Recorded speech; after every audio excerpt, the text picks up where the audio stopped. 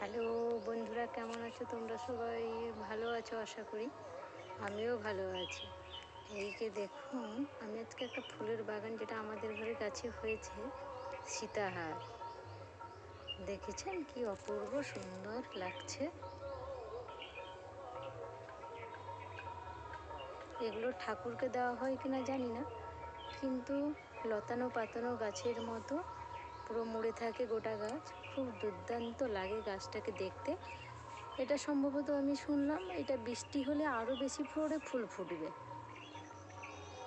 তোমাদের বাড়িতেও যদি এরকম ফুল ফুটে থাকে অবশ্যই আমার সঙ্গে শেয়ার করবেন। ভিডিওটা ভালো লাগলে একটা লাইক কমেন্ট শেয়ার করবেন, চ্যানেলটিকে সাবস্ক্রাইব করবেন।